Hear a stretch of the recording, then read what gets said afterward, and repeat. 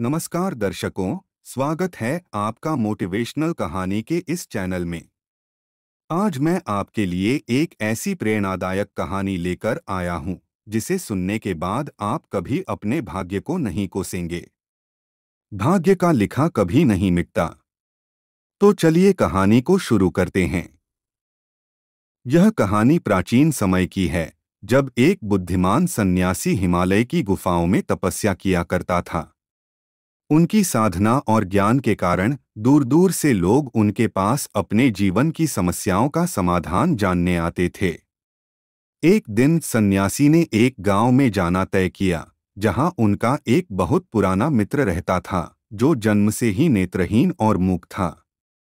सन्यासी अपने मित्र से मिलने के लिए जंगल के रास्ते से गांव की ओर चल पड़े। चलते चलते उन्हें रास्ते में एक अजीब व्यक्ति मिला, जो एक रहस्यमय आभा से घिरा हुआ था। उस व्यक्ति ने सन्यासी का साथ देने का प्रस्ताव रखा, जिसे उन्होंने स्वीकार कर लिया। दोनों ने साथ चलना शुरू किया और सन्यासी ने उस व्यक्ति से उसका नाम पूछा। व्यक्ति ने अपना नाम काल बताया। चलते चलते वे दोनों एक गांव पहुंचे। काल ने सन्यासी से कहा, आप आगे चलें, मुझे यहाँ कुछ काम है। सन्यासी ने अकेले आगे बढ़ने का निश्चय किया। जैसे ही वे गांव से बाहर निकले, वहां एक बड़ा हादसा हुआ। एक बैल ने एक व्यक्ति को मार दिया। थोड़ी देर बाद काल फिर से सन्यासी के पास आया। सन्यासी ने उससे पूछा कि गांव में इतना हड़कंप क्यों है, तो काल ने जवाब दिया कि वहां एक दुर्घटना हो गई है। सन्यासी के मन में शक होने लगा कि काल जहां भी जाता है, वहां कोई न कोई अनहोनी होती है। अगले गांव में भी कुछ ऐसा ही हुआ। काल ने फिर से सन्यासी को आगे बढ़ने को कहा, और इस बार गांव में एक सांप ने एक बच्चे को डस लिया, जिससे उसकी मृत्यु हो गई।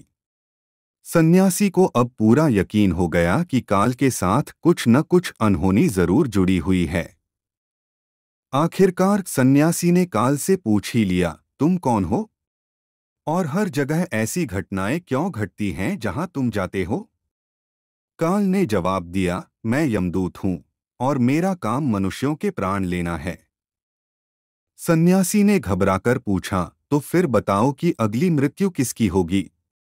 काल ने कहा, अगली मृत्यु तुम्हारे उस मित्र की होगी, जिससे तुम मिलने जा रहे हो।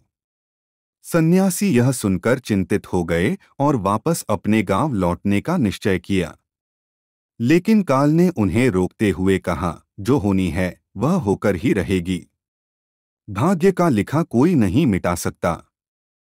सन्यासी फिर भी वापस लौटने लगे, लेकिन जैसे ही उन्होंने मुड़कर देखा, उनका मित्र तेजी से उनकी ओर आता दिखाई दिया। सन्यासी ने उससे कुछ कहने का प्रयास किया, लेकिन तभी उनके मित्र को अचानक दिल का दौरा पड़ा और उसकी मृत्यु हो गई।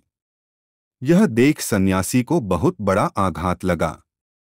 काल ने सन्यासी से कहा, भाग्य को बदलने की कोशिश मत करो। सन्यासी ने घबराकर काल से पूछा, मेरी मृत्यु कब और कैसे होगी? काल ने जवाब दिया, तुम्हारी मृत्यु आज से ठीक 6 महीने बाद एक दूसरे राज्य में फांसी से होगी। इस भविष्यवाणी से सन्यासी भयभीत हो गए और अपने गांव लौटकर तुरंत राजा के पास पहुंचे। उन्होंने राजा से अपनी कहानी बताई और राजा ने सभी मंत्रियों को बुलाकर समस्या का हल पूछा। मंत्रियों ने विचार करके कहा कि सन्यासी को 6 महीने तक महल में ही रखा जाए, ताकि भविष्यवाणी गलत साबित हो। लेकिन 6 महीने बाद सन्यासी नींद में महल से बाहर निकल गए और दूसरे राज्य के महल में जाकर राजा के शयन कक्ष में सो गए। सुबह जब राजा ने सन्यासी को देखा, तो उन्हें फांसी की सजा सुना दी। सन्यासी ने राजा को अपनी कहानी सुनाई, लेकिन राजा ने विश्वास नहीं किया। राजा ने अपने गुप्तचर को पड़ोसी राज्य भेजा, जिसने लौटकर सन्यासी की कहानी की पुष्टि की। राजा को अपने दिए हुए दंड पर पछतावा हुआ, लेकिन नियम के अनुसार सजा बदली नहीं जा सकती थी। अंततः राजा ने मंत्रियों की सलाह पर सन्यासी को कच्चे धागे का फंदा पहनाकर फांसी देने का निश्चय किया।